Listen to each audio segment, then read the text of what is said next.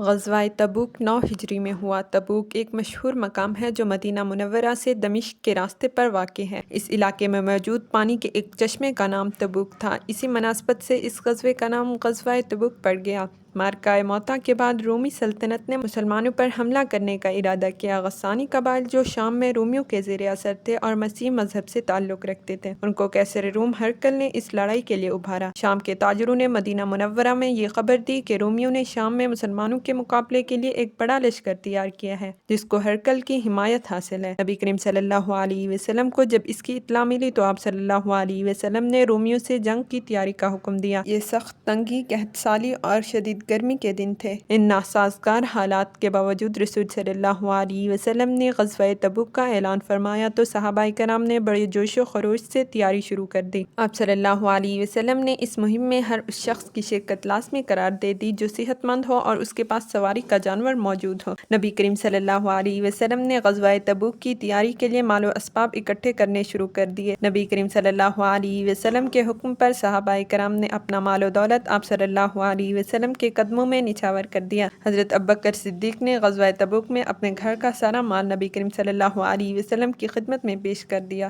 رسول صلی اللہ علیہ وسلم نے ان سے دریافت فرمایا، تم نے اپنے گھر والوں کے لیے کیا چھوڑا ہے؟ سیدنا ابوبکر صدیق رضی اللہ تعالی عنہ نے عرض کیا، میں ان کے لیے اللہ اور اس کے رسول صلی اللہ علیہ وسلم کی محبت کو چھوڑ کر آیا ہوں۔ حضرت عمر فاروق رضی اللہ تعالی عنہ نے اپنے گھر کا آدھا مال اور حضرت عثمان غنی رضی اللہ تعالی عنہ نے لشکر تبوک کی تیاری کے لیے 100 گھوڑے، 900 اونٹ اور 1000 دینار لے کر حاضر ہوئے۔ صحابہ کرام رضی اللہ تعالی عنہ کے ساتھ ساتھ صحابیات رضی اللہ تعالی عنہ نے بھی اپنے اموال رسول صلی اللہ علیہ وسلم کی خدمت میں پیش کیے۔ رسول صلی اللہ علیہ وسلم نے غزوہ تبوک کے موقع پر حضرت علی رضی اللہ تعالی عنہ کو مدینہ منورہ میں اہل بیت کی حفاظت، گھریلو اور دیگر امور کی انجام دہی پر مامور فرمایا۔ رسول صلی اللہ علیہ وسلم نے سواریوں کی کمی کی وجہ سے بعض صحابہ کرام رضی اللہ تعالی عنہ کو مدینہ منورہ میں ہی ٹھہرنے کا حکم دیا تو صحابہ کرام رضی اللہ تعالی عنہ کے خلوص، جذبہ ایمانی اور جہاد کے شوق کی وجہ سے ان کی آنکھوں سے آنسو نکل پڑے۔ غزوہ تبوک کے سفر کی تیاری زور و شور سے جاری تھی۔ زاد سفر اور سواریوں کا بندوبست کیا جا رہا تھا، لیکن منافقین کا ٹولہ طرح طرح کی سازشوں میں مصروف تھا۔ منافقین کا ٹولہ اپنی جماعت سمیت مسلمانوں کے حوصلے پست کرنے اور رومیوں سے خوف زدہ کرنے میں مشغول تھا۔ نبی کریم صلی اللہ علیہ وسلم کی قیادت میں 30,000 صحابہ کرام رضی اللہ تعالی عنہ کا لشکر شام کی طرف روانہ ہوا۔ سفر کے دوران مسلمانوں کو 3 طرح کی مشکلات کا سامنا تھا۔ سواریاں کم تھیں، زاد راہ بہت تھوڑا تھا اور پانی کی شدید قلت تھی۔ ایک اونٹ پر صحابہ کرام رضی اللہ تعالی عنہ باری باری سواری کرتے تھے۔ مٹھی بھر کھجوریں کئی افراد میں تقسیم ہو جاتی تھیں۔ مسلمانوں نے 805 کلومیٹر کا یہ فاصلہ انتہائی استقامت، صبر و تحمل اور جوانمردی سے طے کیا۔ سامان کی کمی اور سفر کی تکلیف کی وجہ سے اسے جیش العسرہ یعنی تنگی کا لشکر بھی کہا جاتا ہے۔ مسلمانوں کی جرأت مندانہ پیش قدمی کو دیکھتے ہوئے رومی